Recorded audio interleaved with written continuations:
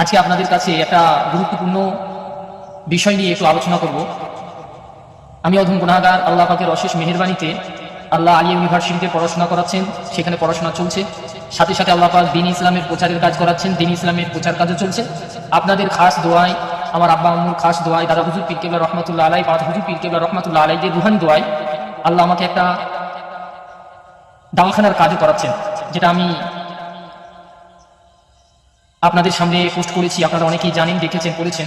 আজিমুসান Dawakhana chamber.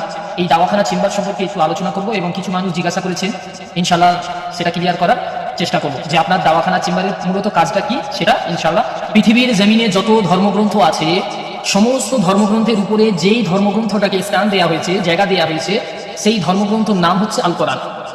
পবিত্র আল কোরআন, কোরআনুল কারীমের ভিতরে 114টি সূরা, 114টি সূরার ভিতরে একটা সূরা যার নাম হচ্ছে আল ইসরা। এই সূরার অপর একটি নাম আছে বানী ইসরাঈল। এই বানী ইসরাঈলের 82 নম্বর আয়াতুল কারিমায় আল্লাহ তাআলা বলেছেন, অনুনাজ্জিলু মিনাল কোরআন মা হুয়া শিফাউন ওয়া রাহমাতুন লিল মুমিনিন।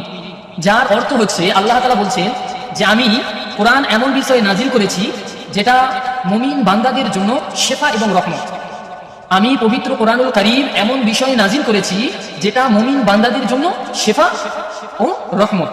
তাহলে পৃথিবীর জমিনে যত দাওয়া থাকুক না কেন, যতই ওষুধ থাকুক না কেন, যতই মেডিসিন থাকুক না কেন, যতই উন্নত মানের টেকনোলজি থাকুক না কেন, আপনার শরীরে যদি কঠিন বিমার ব্যাধি এইরকম বিষয় যদি আপনি জর্জরিত হন, আপনি যদি একজন ইমানদার হন, মুমিন হন, তাহলে সর্বপ্রথম আপনার রোগের দাওয়া যদি থাকে সেটা হচ্ছে পবিত্র আল কোরআন। আপনি যে কঠিন বিমারে জর্জরিত হয়েছেন, রোগগ্রস্ত হয়েছেন, এ টু জেড যত প্রকারের রোগ জ্বালা ব্যাধি বিমার আছে, যত ধরনের আপনি যে আক্রান্ত হয়েছেন, পৃথিবীর জমিনে বহু মেডিসিন আপনি নিচ্ছেন, বহু ওষুধপত্র আপনি খাচ্ছেন।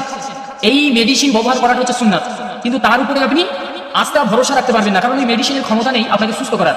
সুস্থ করার মালিক হচ্ছে একমাত্র আল্লাহ। মেডিসিনটা একটা মাধ্যম মাত্র। কথা বুঝছেন? তাহলে আপনি এত রকম রোগে জর্জরিত হয়ে আছেন, আপনি বিমারে জর্জরিত, কিন্তু আপনি পবিত্র আল কোরআন থেকে শেফা নিতে চাচ্ছেন, পবিত্র আল কোরআনের চিকিৎসা নিতে চাচ্ছেন, কোরআন এবং হাদিসের দাওয়া নিতে চাচ্ছেন, আমল নিতে চাচ্ছেন, এত কিছু জিনিস আপনি নিতে চাচ্ছেন। কিন্তু আপনি যে নিয়েছেন, নেওয়ার পরে আপনার অন্তরে যে একটা বিশ্বাস যে এই যে কোরআনের আমল, এই যে কোরআনের ভেষজ, এই যে হাদিসের আমল, এই যে হাদিসের ভেষজ, এর দ্বারা আমি কতটা সুস্থ হব, কতটা আমি সেবা পাবো, এই যে বিশ্বাস, এই জিনিসটা আপনার উপরে নেই।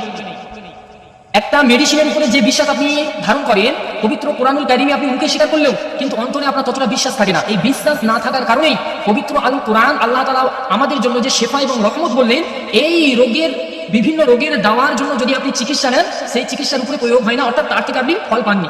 একটাই কারণ, আপনার কাছে বিশ্বাসটা খুবই কম, বিশ্বাস নাই। সব থেকে বড় দাওয়া হচ্ছে, একজন ইমানদার মুসলমানের কাছে সব থেকে বড় দাওয়া হচ্ছে বিশ্বাস।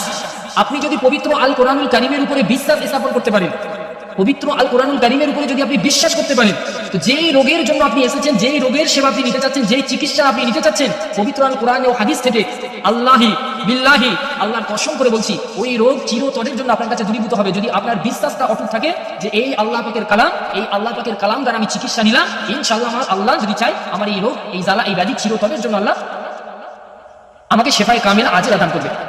বিশ্বাস জিনিসটা কি? মা মা'নাল ঈমান। ঈমানটা কি? ঈমান মানে হচ্ছে বিশ্বাস। ভালো করে বুঝবেন। একটা পার্ট আছে যেটা ঈমানে মুফাসসাল, আমানতু বিল্লাহি ওয়া মালাইকাতিহি ওয়া কুতুবিহি ওয়া রুসুলিহি ওয়াল ইয়াউমিল আখিরি ওয়াল কদরি খাইরিহি ওয়া শাররিহি মিনাল্লাহি তাআলা ওয়াল বা'থি বা'দাল মাউত। এটা একটা বিশ্বাস, একটা সাইড। আরেকটা বিশ্বাস কি? আপনি যে ব্যাধির জন্য, রোগের জন্য, আপনি যে সমস্ত জিনিসে জর্জরিত হয়ে গেছেন, তার জন্য আপনি যে কোরআন এবং হাদিস থেকে যে চিকিৎসাটা নিচ্ছেন, এই চিকিৎসার যে কোরআন হাদিস থেকে আপনি নিচ্ছেন, এর উপর আপনাকে বিশ্বাস স্থাপন করতে হবে। আপনি যখনই বিশ্বাস স্থাপন করবেন, ইনশাআল্লাহ আপনি কামিয়াবি হবেন। বিশ্বাস জিনিসটা আপনাকে বোঝানোর জন্য আমি একটা কিতাবের নাম বলবো।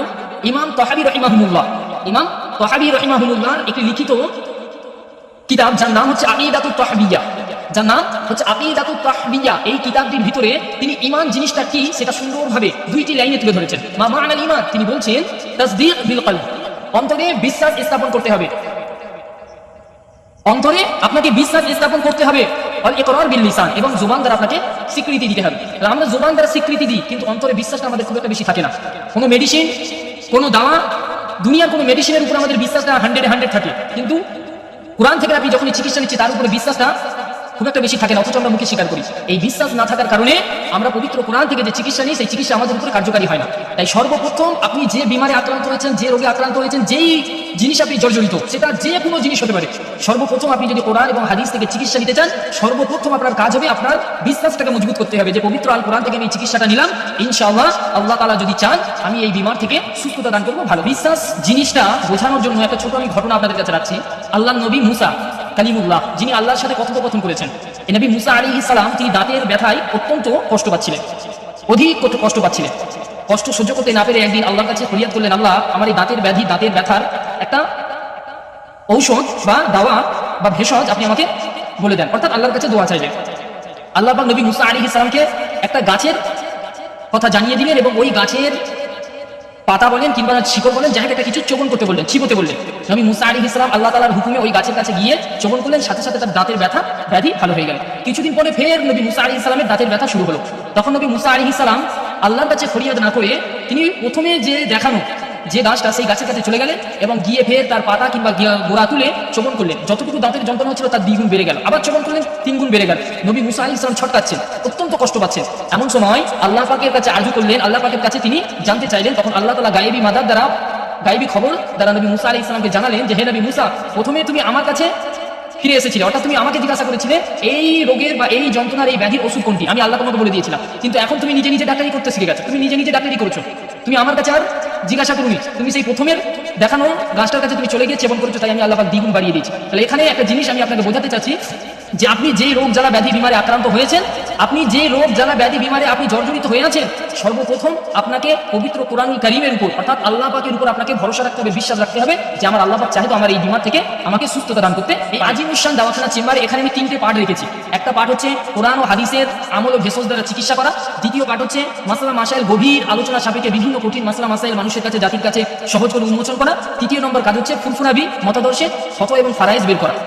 এই বিভিন্ন ধরনের রোগ জ্বালা ব্যাধি বিমার এইখানে এ টু জেড যত প্রকারের বিমার ব্যাধি আছে, একমাত্র শিরকিয়াত কার্যকলাপ ছাড়া যত ধরনের বিমার আছে, অসুখ আছে, সেটা মানে জিনগত হোক, নজর লাগা হোক বা নজরবন্দি হোক, বদনজর হোক, এ টু জেড, সংসারের বলেন, ব্যবসার বলেন, ছোট সন্তান মানে ইত্যাদি ইত্যাদি যত ধরনের সমস্যা আছে, কোনো পারিবারিক সমস্যা বলেন, ভিটে বাড়ির সমস্যা বলেন, তারপরে তোমার ব্যবসা বাণিজ্য উন্নতি বলেন, এ টু জেড। এক কথায় আপনি একজন ইমানদার, আপনি যদি ইমানদার হন, আপনার বিশ্বাস হবে যে সমস্ত রোগের ঔষধ হচ্ছে, দাওয়া হচ্ছে পবিত্র আল কোরআন, অর্থাৎ সমস্ত রোগের ট্রিটমেন্ট, চিকিৎসা আলহামদুলিল্লাহ পবিত্র কোরআন এবং হাদিস থেকে আমি ভেষজ অর্থাৎ খাবার এবং দোয়া আমলের ভিত্তিতে আমি দিয়ে থাকি।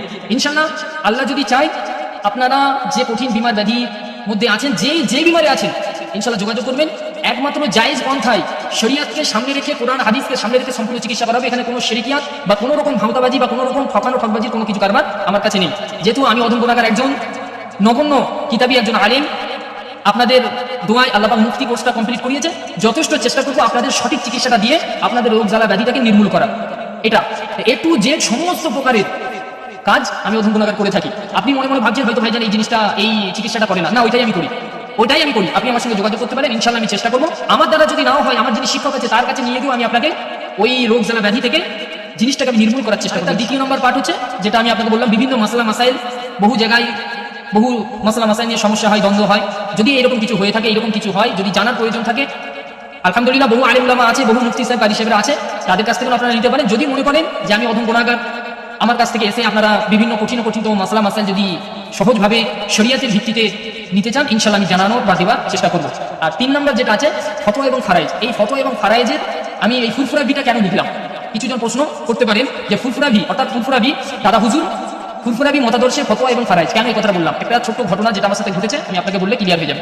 দিল্লি থেকে একজন আমাকে ফোন করে আমাকে বলছে, সালাম দিলেন, শ্রদ্ধা জানালেন, জবাব দিলাম, আলহামদুলিল্লাহ খুব ভালো কথাবার্তা হলো। বলতে সে আমাকে বলছে যে ভাইজান, আমি দিল্লিতে থাকি, পরিবারকে নিয়ে থাকি, ফ্যামিলিকে নিয়ে থাকি, আলহামদুলিল্লাহ ভালো আছি, সুস্থ আছি।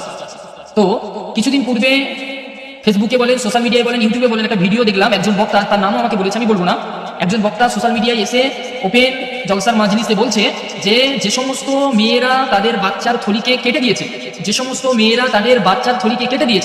ওই সমস্ত মহিলাদের হাতে 1 গ্লাস পানি খাওয়াটা হারাম, 1 গ্লাস পানি খাওয়াটা হারাম, বক্তা বলছে। ওই কথাটা শুনে দিল্লি থেকে আমাকে ফোন করে বলছে যে ভাইজান এরকম ভাবে বলছে, তো সত্যি কি 1 গ্লাস পানি খাওয়া ওই মেয়ের হাতে হারাম?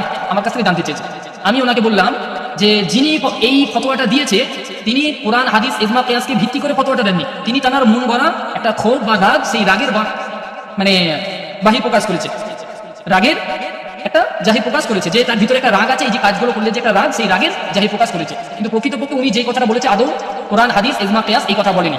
যদি এই কথাটাই আমি ওনার কথাটাই যদি আমি আলোচনা সাপেক্ষে ধরে নিই, তাহলে দেখা যাচ্ছে ওই মেয়েটার হাতের পানি খাওয়ার চাইতে সর্বপ্রথম যদি হারাম হয় তাহলে পুরুষটার হাতে হারাম হবে, অর্থাৎ স্বামীর হাতে হারাম হবে। কেননা একজন মেয়ের ক্ষমতা নেই, একজন মেয়ের সাহস নেই যে সে নিজে নিজে তার শরীরকে বা দেহকে নিয়ে হসপিটালে গিয়ে ডাক্তারের সাথে আলোচনা করে সে নিজে নিজে তার বাচ্চা থলিটাকে কর্তন করে দেবে। একটা মেয়ের কোনোদিন এই ক্ষমতা হতে পারে না যতক্ষণ না তার পেছনে তার স্বামী থাকে।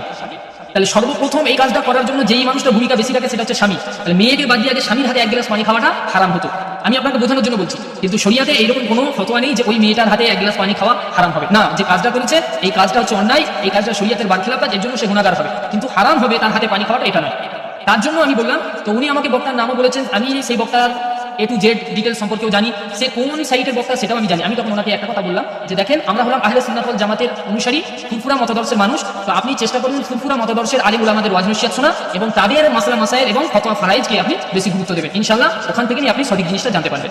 তো যদি আপনারা মনে করেন যে ফতোয়া এবং ফারাইজের খুবই প্রয়োজন আছে, আপনি আমার সঙ্গে যোগাযোগ করতে পারেন, কথাবার্তা বলতে পারেন, ইনশাআল্লাহ আমি আপনার যে সমস্যা সমাধান দেওয়ার চেষ্টা করবো। আর হ্যাঁ, আরেকটা যেটা গুরুত্বপূর্ণ বিষয়, চেম্বারের একটা রুলস আছে, সেই রুলস অনুযায়ী আপনাকে ট্রিটমেন্ট নিতে হবে, সেই রুলস অনুযায়ী আপনাকে সেবা নিতে হবে। আর সম্পূর্ণ সেবা এবং ট্রিটমেন্টটা হবে কোরআন হাদিস, তার ভেষজ আমল এবং দোয়ার মাধ্যমে। ইনশাআল্লাহ আমার জন্য সকলে দোয়া করবেন, আল্লাহ যেন এই দিনের জন্য এবং মানুষকে সেবা দেওয়ার জন্য আল্লাহ আমাকে কবুল করেন। আল্লাহুম্মা আমিন। আসসালামু আলাইকুম।